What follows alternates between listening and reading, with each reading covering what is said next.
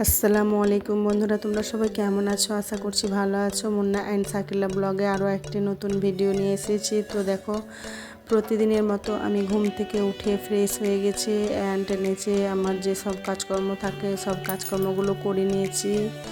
তারপরে চা খেয়ে আমি ওপরের রুমে এসেছি, যেহেতু আমি ওপরের রুমের কাজগুলো একটু পরে করি। তো দেখো, ওপরের বিছানাগুলো আমি তুলে নিয়েছি আর বেডশিটটাও তুলে নিয়েছি, যেহেতু আজকে কাচবো। আর নতুন বেডশিট যখন আবার কিছুক্ষণ পর যেহেতু রোদ উঠেছে, তো গদিটায় যাতে রোদ লাগে তার জন্য আমি বেডশিটটা পরেই পেতে নেব। তো দেখো, আমি আরও ঘরগুলো একদম পরিষ্কার পরিচ্ছন্ন করে কাজকর্ম করে আমি ছাদে উঠেছি। তো দেখো, ছাদের জামা কাপড়গুলো কিছুটা ভেজা ছিল, তাই আমি ওগুলো মেলে দিয়েছি। আর কিছুদিন আগে যে ব্লগগুলো আমি পোস্ট করতাম, তো সেখানে এই আমার মৌসুমি গাছের গাছটা দেখানো হতো। আর মৌসুমি লেবুটা দেখো অনেকটা বড় হয়ে গেছে। আর এগুলো হচ্ছে ঘাস ফুল, আর এই যে হচ্ছে ড্রাগন গাছ। তো আমার ছাদের কিছুটা গাছ আছে, ওটাকে ছাদ বাগান বলা হয়। তো এই যে গোলাপ ফুলের গাছ, এগুলো অনেকটা গোলাপ ফুল হয়েছিল। আর এই যে এটা হচ্ছে পদ্ম ফুলের গাছ। তো জায়গাটা হচ্ছে ছোট, কিন্তু বড় একটা জায়গায় দিলে আরও পাতা হবে আর ফুলও আসবে, খুব ভালো লাগবে। তো দেখো, অনেকটাই গাছ আছে।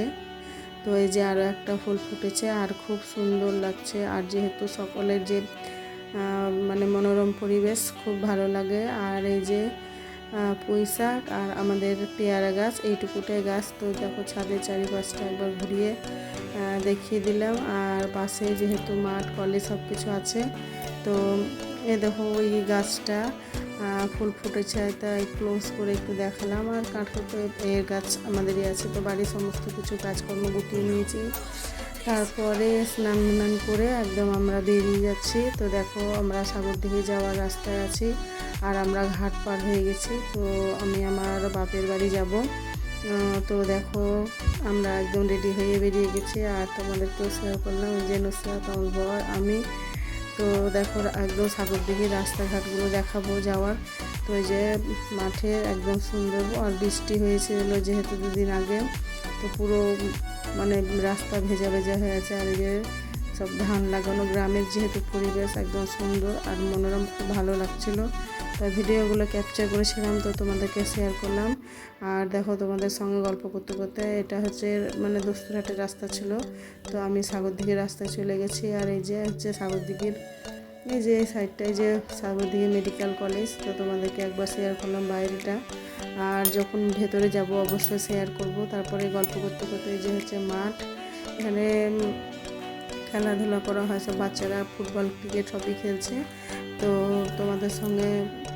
আমি যাচ্ছি, তো তাদের সঙ্গে তোমাদেরকে নিয়ে যাচ্ছি। আর এই যে গ্রাম্য পরিবেশ, যেহেতু সাগরদিঘি হচ্ছে আমাদের আর অঞ্চল গ্রাম, আর সেখানে আমার বাবার বাড়ি। তো দেখো, আমি এবার সাগরদিঘি থেকে রতনপুরের রাস্তায় এগিয়ে গেলাম। তার কিছুক্ষণ গেলে আমি বাড়ি চলে যাব। তো তোমাদের সঙ্গে গল্প করতে করতে দেখো, আমি চলে এসেছি আমার বাবার বাড়ি। তো এটা হচ্ছে আমার বড় দাদার রুম, এই রুমে তারা থাকে। তো এই রুমটা আর এই যে জানালা সাইড দিয়ে তোমাদেরকে দেখালাম, একদম মেন রোডের কাছে বাড়ি। আর আমরা যাওয়া মাত্র খাওয়া দাওয়া সব কিছু করে নিয়েছিলাম। তো বিকেলবেলায় বাড়ি আসার সময় এই যে হচ্ছে আমার ভাইজি একে দেখতে এসেছিলো, তার জন্য আমরা গিয়েছিলাম। তো একদম খাওয়া দাওয়া করে কমপ্লিট করে বাড়ি এসেছি। তারপর ফোন এসছে যে আমার ভাগনার সন্তান হয়েছে। তো আমরা চলে গেলাম লালবাগ। তো লালবাগে একদম ছেলে দেখে আমরা আবার বাড়ি এসেছি জিয়াগঞ্জ। তো ভিডিওটি ভালো লাগলে সবাই লাইক সাবস্ক্রাইব করো। আর আমার শাশুড়ি রাত্রে যে আমাদের জন্য তাল বড়া করছে। তো বাড়ি এসে দেখলাম যে আমার শাশুড়ি খাবারটা তৈরি করতে লেগেছে, তো খুব ভালো লাগলো।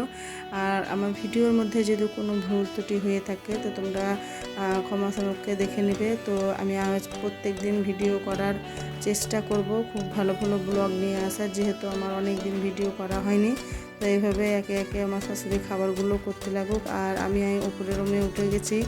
আর উপরের রুমে উঠে আমি সব কিছু যেহেতু শেয়ার করতে পারিনি, এক জায়গা থেকে এসেছি, তো আমি চেঞ্জ করে নিয়েছি। তারপরে বিছানাগুলো একদম ঝেড়ে পরিষ্কার করে নিয়েছি। তো তারপরে রাত্রেকার খাবারগুলো আমরা খেয়ে ওই যে খাবারটা তোমাদেরকে দেখাচ্ছি, আর এগুলোও সব দুটো একটা করে খেয়েছি। আর আমরা রাত্রিকার খাবার ভাত ছিল, তো ওগুলোও খেয়েছি। তো যারা এখনও ভিডিওটি লাইক সাবস্ক্রাইব করে অবশ্যই করো। আর তোমাদেরকে নেক্সট ব্লগে দেখা হবে। আল্লাহ হাফেজ।